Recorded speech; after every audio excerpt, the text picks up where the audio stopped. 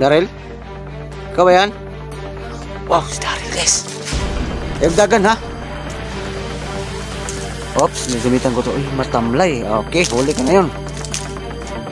Gamitan ko to ng ano guys ha? Gamitan ko ng power guys.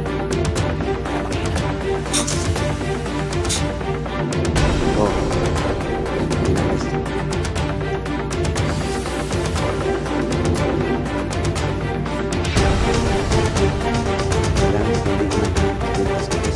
Wala yung spirito.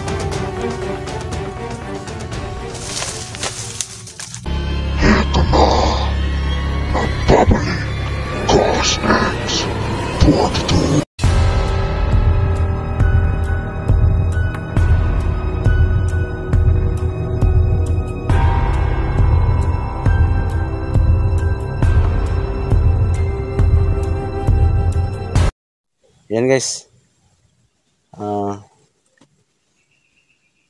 Shout out no. Shout out sa lahat ng mga kapatid natin diyan, mga OFW or anumang sa mga bansa kayo, no? Or hindi kayo abroad, nasa Manila kayo or nasa bahay kayo, no? Housekeeper kayo, no? So shout out. Always praying lang tayo, keep on praying lang tayo, no? Ayan. So, hindi pa po nakasubscribe YouTube channel ko, pag-subscribe po, Ghost X42. Okay, may FB account is Raul Granada through Messenger. Doon tayo mag-usap-usap. So, karugtong tos paghahanap kay Daryl ha. Pag wala guys, pag hanggang magpakita lang siya ngayon na hindi ko pa rin mahuli, pasensya na po kayo guys, suko na ako. Hindi na ako babalik dito sa area na to. Sa totoo lang. Kasi aanhin ko guys, pabalik-balik ako dito tapos walang nangyari, di ba? Nakakapagod, di ba? Sana maintindihan nyo ko. Nakakaawa ang bata na to dahil walang gupit, walang damit. So kailangan ko sanang madala sa bahay. No, kahit papaano may mga t-shirt sila mark doon na hindi na nagamit. Kailangan masuot niya, no? So yun yung ano ko. Marami kong itatanong sa bata, nag-aaral ba, saan magulang niya. Kailangan ko madakip talaga to. May madala sa bahay. Pero pag hindi mangyari yan ngayon sa video na to na madala ko, hindi na ako babalik dito. Kakapagod kasi. Kaya sana, madala ko. Yan, pwede pagtaguan yan, pwede pagtulugan yan. May sugat kasi siya guys. So balikan ko to ngayon. Balikan dito siya sa loob. Daryl, huwag ka matakot sa akin. Kailangan madala kita sa bahay ngayon. Hindi na ako babalik dito pag hindi kita makita. Madala ngayon.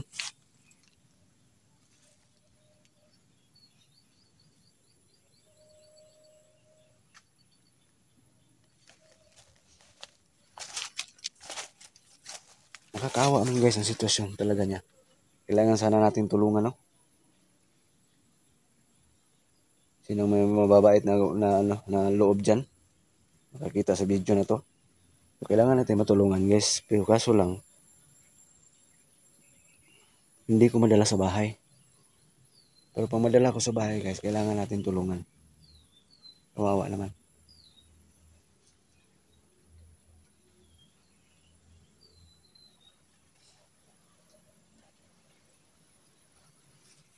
Ngayon guys, may kikwento ako. Pangarap ko talaga mag-charity vlogger guys, sa totoo lang. Masarap kasi makatulong, no, sa kapwa, katataba ng puso. Kaso hindi basta-basta mag-umpisa ng charity vlogger guys kung wala kang pangumpisa na ipamigay, di ba? Yun yung problema.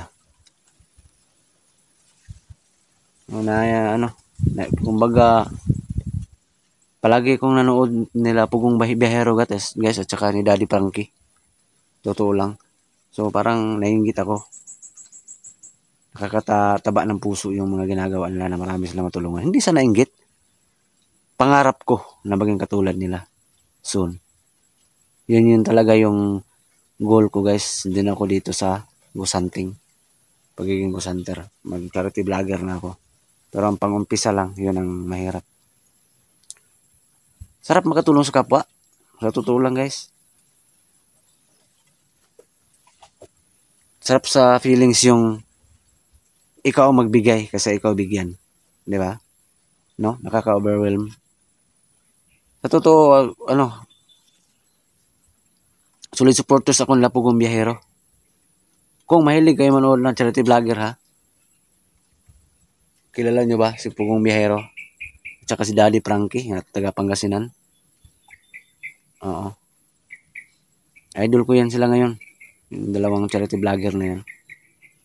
Minsan, nanood ako sa mga video, tinutulungan nila, naiyak pa nga ako, nagiging sentimental ako. So, pangarap ko yan guys, na maging charity vlogger. Kaso wala lang akong pang-umpisa. No? Gaya nito, kailangan matulungan ko to. Pag makuha ko to si Daryl ngayon. Pero pasensya po, pag hindi ko makita ngayon, hindi ko na to balikan tong area na to. Nakakapagod kasi. Pabalik-balik dito tapos walang nangyari. No? Parang naghahanap ako sa wala. Sayang. Kahit hindi ko to kano-ano tong bata na to, pero willing akong tumulong. Pag mayroon lang. Sa kaya ko lang maitulong. May mga damit pa naman sila Mark doon na hindi nakagamit. Sa pagkain naman kahit paano. Pagkakain din naman kahit walang ulam. Importante meron lang bigas. Kailang madala ko to ngayon sa parugtong na to, pero kung hindi, hanggang magpapakita lang siya tapos tatakbo, ano magagawa ko, diba? So last ko na tong explore dito, hindi na ako babalik pag hindi ko makuha ngayon si Daryl. Kaya Daryl, pakita ka na, pero magpakita ka, wag kang tatakbo para sama tayo sa bahay, ha?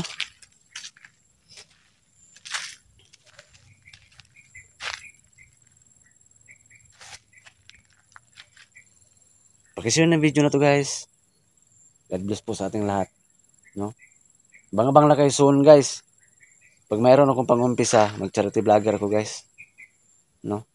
Pasyal-pasyal ako sa mga kabilang purok, mga barangay. Hanap ako ng mga taong pwede matulungan, no? Sarap kasi guys sa feelings, katataba ng puso pag marami kang matulungan. Sino ba na ikumpara natin ang sitwasyon, baliktaran natin ang sitwasyon, tayo ang tulungan, di ba ang saya natin, no?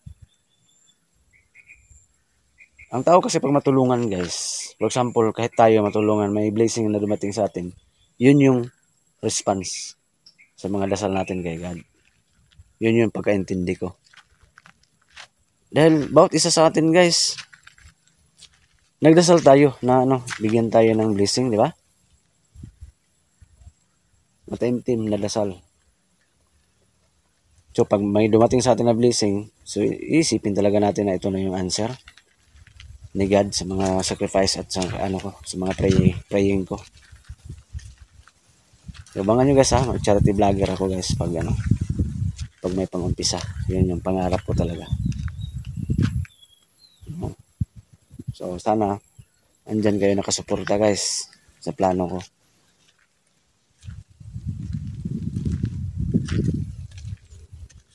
Sana yun si Daryl, baka naantok yun. May sugat guys eh. Mahina siya tumatakbo guys oh. Doon kanina nakita ko. Daryl, huwag kang matakot. Pakita ka tapos huwag kang tatakbo. Alam ko wala kang kain. Ilang araw suro kang walang kain ba? Makakain ka man lang, hinog na saging. Tapos manghuli ka ng isda. Nanghuli to ng isda dati guys, noon. Diyan sa ilog. Namingwit.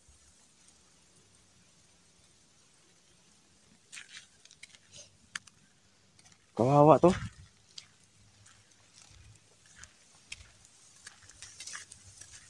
Marami kong itatanong sa bata na to once na makuha ko ngayon.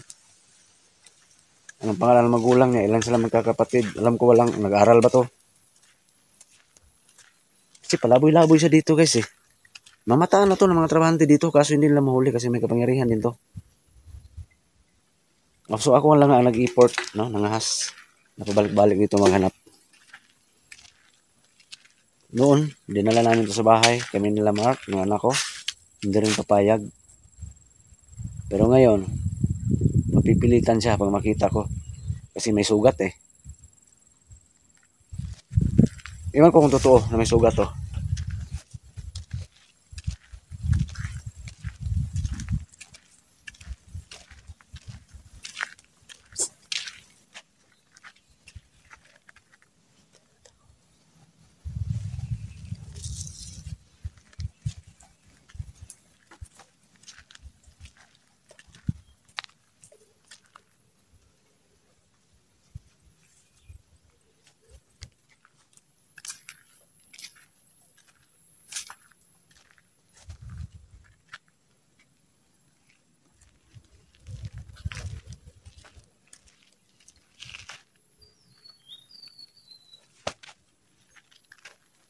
Daryl, yuhu.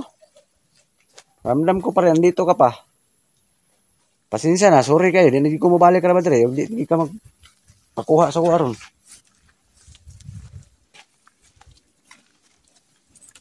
Napapagod na ako sa'yo, Daryl. Nawalan ako ng pag-asa.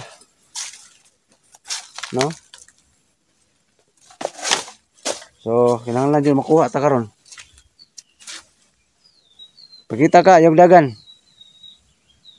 Alam ko mahina ka na, hindi ka naawa sarili mo. Hindi ko mabalik dire ba? Hindi na ako babalik talaga dito, guys. Totoo lang, kahit ibas nyo pa ako. Pagkapagod kasi.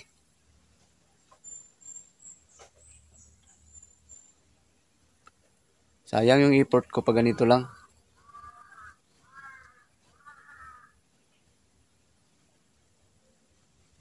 Napapansin yung buhok, parang kulot na ba? Wala nang ligo-ligo to.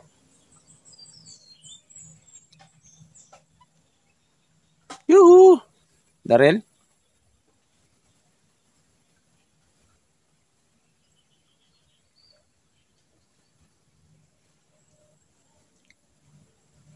Parang mawalan ako ng pag-asa, guys. No? Ano na, 11 minutes na. 11 minutes plus na yung video ko, yung time ko. Wala pa rin lalo nagpapakita. So, maya saglit, guys. Uwi lang ako, guys. Pasensya na kayo, ha? Sa decision ko, guys. No? Pasensya na kayo sa decision ko. Hindi na ako babalik dito sa area na to. Sa lamisang bato. At hindi ko nakahanapin si Daryl. Nawalan ako ng pag-asa. So, nakakamiss tong area na to. Masakit man sa loob ko na hindi ko nahanapin si Daryl, pero no choice na. Natulog na ako, guys. Nawalan ako ng pag-asa.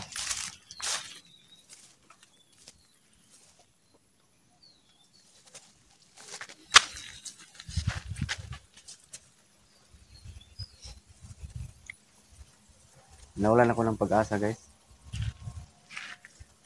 Oo. Sorry po. Pauwi na ako. Hindi na ako babalik dito. Hindi ko nyo na makikita mag-upload ako dito sa area na to. Ismaya ako. Dahil wala si Daryl talaga, oh. So, pasensya na mga viewers, ha. Dito, last ko itong hanapin dito. Pasukin ko yan sa loob ngayon. So, sorry po sa mga viewers dyan. Nabitiwan ko ng paghahanap kay Daryl. Nawalan ako ng pag-asa, guys. Mga kababayan, pasensya na po, no? Pasensya na po kayo. Uwi ko ngayon na parang nasasaktan, bigo sa effort ko. Sa ginawa kong pagtulong sana sa bata na si Daryl. Kaso wala. Dito. Lugugin ko to ngayon dito. Daryl? Yuhu!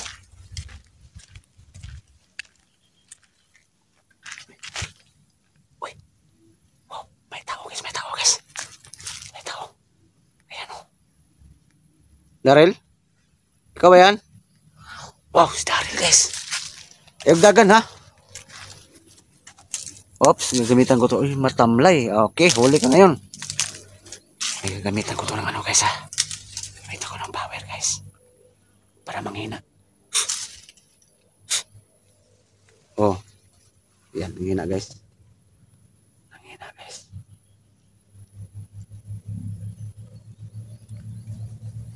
So, kailangan ko itong diinan sa kwintas ko, guys, para mawala yung espiritu.